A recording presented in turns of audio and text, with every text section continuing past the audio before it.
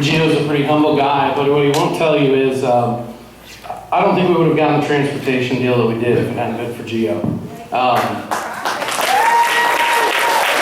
It was about the fifth or sixth version of the bill that we looked at, and the conservatives held out to the very end, and Gio was one of the head negotiators that got every single thing that we wanted initially on there, so good job on that, Gio. I've kind of become the straight shooter, call it like I see it guy, down in Austin. You may have heard that, but I wanted to talk about tonight what it's like being in Austin.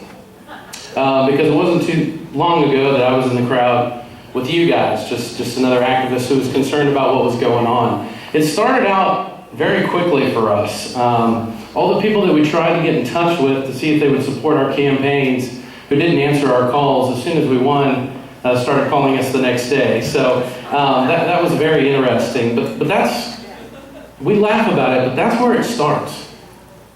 It starts right then, because most of the people that you're dealing with down there in Austin and in politics, they don't understand what kind of grassroots campaign is all about, specifically like it was here in Tarrant County.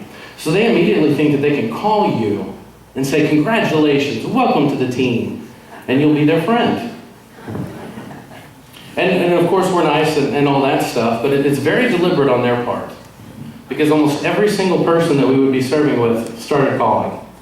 And that's when it begins. The next step for us was going to the Republican convention, which was here in Fort Worth. And it was very interesting to me. We were going through, and a lot of you guys were delegates, and you know, there's 15,000 people there and vendors and everything else. And about halfway through the first day, hey, Jonathan, you're the new rep out there, aren't you? Yeah, I am. Hey, well, we're having a party down the street. Why don't you come on down to the Riata? And it was instantly separating you from all the people who had worked so hard to get you elected. You don't need to stay here with those folks anymore. Come over here and be a part of our team. That's the kind of mentality that we instantly entered into. We went into a room up at the Riata. I don't know who all was there, but we got there and lobbyists are everywhere, other state reps, everyone's having a good time, some are having a drink. But it was just this atmosphere of, you're different now. You're one of us. You don't have to act like you did before. And that's kind of what they try and cultivate. And for me, it was very deliberate on their part as well, because it was very important for them to separate you. To separate you from your family, from your supporters, from your block walkers, because you can't listen to them anymore, because they don't understand how it really is. Okay? And I'll be honest with you, unless you know exactly who you are, what you're doing there, and what you stand for, you're going to have a hard time. Because the truth is, a lot of you don't understand how it feels to be a state representative. It's very, very tough. And that's not a diss on you or anything else, but we're constantly separated from our family. We're getting phone calls 11:30 at night. Some of us got death threats. It is very different than it was before. So you instantly start gravitating towards the other people who may understand what you're going through. And that's really only other people who have been there or are going through it with you at the same time. So you instantly start to get sucked in there, and it starts to work. The first week after we were sworn in, instantly, absolutely inundated with invitations to come to events and dinners and everything else. Me and Giovanni tried to think that we could get to all of them, like we needed to get to all of them, because that's what you're supposed to do. That's what people are telling you you're supposed to do. It's physically impossible to do so. We rented, I think there were 4 of us, we rented a taxi on a couple of the nights trying to make all these different things. But it's absolutely unbelievable. All of a sudden you're a part of this team and the red carpet is rolled out and anything that you could ever want, all your meals, all paid for, nothing to worry about at all. The first month and a half of session, you start to think, wow, this is pretty easy. This is pretty easy. But that whole first month and a half is designed, again, to bring you in, to separate you, and to build relationships in Austin. And they try and make you think that that matters. And for a lot of people, it does matter, because you start to feel important. You start to feel like you're different and better than everybody else. So that's why you have to consciously make the decision to stay separated from that. I had some people who I would call regularly for accountability partners, just to try and stay grounded. What are the grassroots saying? Remind me who I am. I told my wife, when I come home on the weekends, make me clean the dishes. Make me do something normal. Yell at me for something. Because you have to be deliberate. Because down in Austin, you're not doing any of that for yourself. So I would call Julie regularly, or Adrian Murray, and Jana Easton, and a number of different people just trying to stay grounded, okay? At the end of this talk, I want to tell you what you can do to help combat this, but I really want you guys to understand how heavy this weighs on you. That's the first part of it, and everything gets harder from there, because then you start dealing with the legislation. Then you get to really meet the lobbyists, because now they're not just buying you dinner anymore, they actually need you for something. They need you to compromise on something. They need you to forget your principles just for one vote. There's 2,000 of them, they're not going to see any of this. Or it may be something as simple as, we just need to move the process along. I got that all the time. Jonathan, even if you disagree with the bill, let's just move the process along. It's probably going to die in the Senate anyways.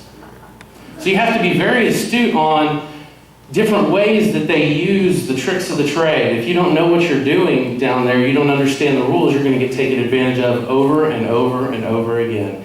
You're going to be lied to, you're going to be deceived, and they're going to have a smile on your face. The other thing that they're very good at is trying to bring you into the team. Then when they realize you're not going to be a part of the team, is break up the little small team that you have. It was very deliberate for us. There was a strong conservative group of freshmen who came in here.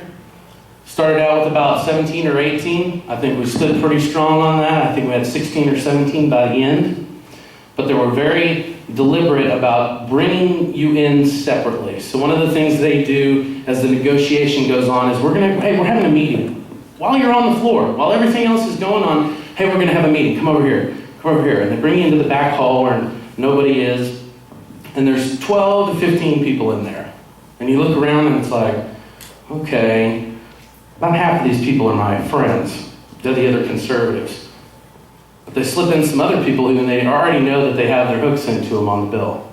So then you all of a sudden feel like you're the minority in this room because everything is so planned and so orchestrated and it's working against you.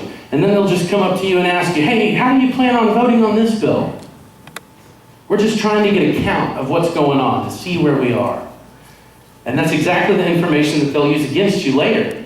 I know every single bill that I voted differently than Giovanni on. You know why? Because they tried to tell me every single time. Oh, Gio can do it. Why can't you do it? Or Matt Krause disagrees with you. Is Matt Krause wrong? So they attack your friends.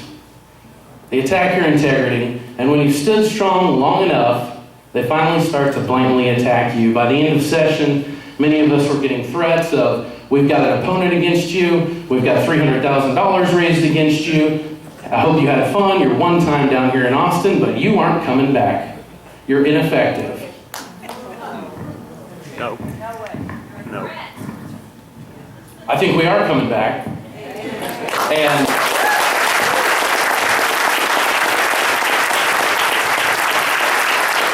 now we know what we're doing, so you're in extra big trouble. It's very hard down there, you guys. It's different than I thought it would be. The one thing that shocked me personally was everything seemed very black and white down there, good and evil. A lot of people seem to have picked their side and are very blatant about it. So the contrast was very clear to me. That took me by surprise. I thought there would be a lot of gray area. I felt like it was all pretty simple and very deliberate. And one of the tools that they use that I want you to be aware of is using the people against you.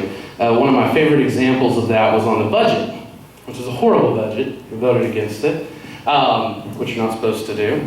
But we have some amendments to take out unnecessary programs, ridiculous things like the feral hog abatement program, the Texas Clean School Bus program, money to fund TV shows and video game. I mean, it was just absolutely ridiculous. We wanted to take that and put it into TRS care.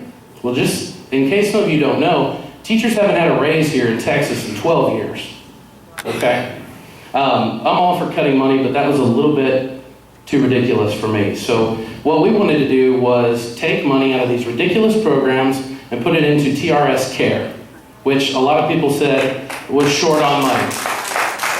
That was a financial obligation that the state already had, and we were in a position to take money from the stupid stuff and put it over here where we already were going to be spending the money anyways.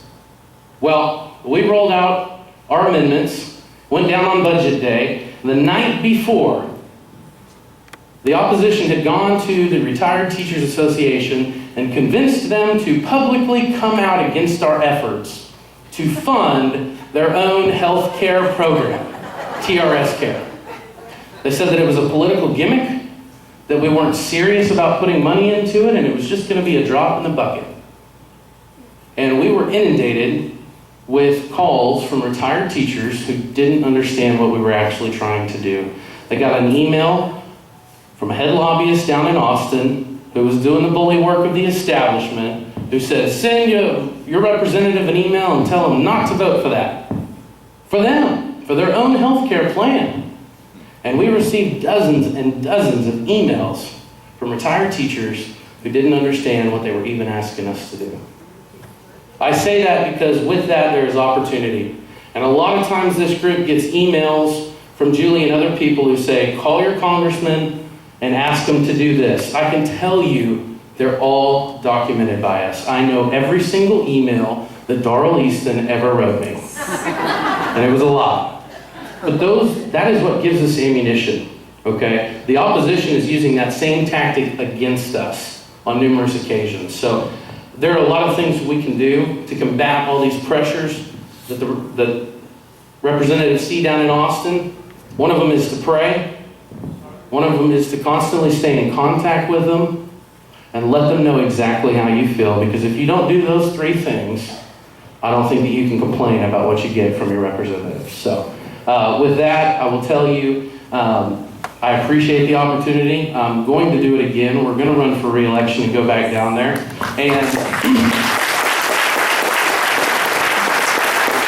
with all the stresses and all the pain and all the late nights that we went through, it truly is an honor to stand before you today and represent you guys down in Austin. So thank you very much. I think we're going to take some questions.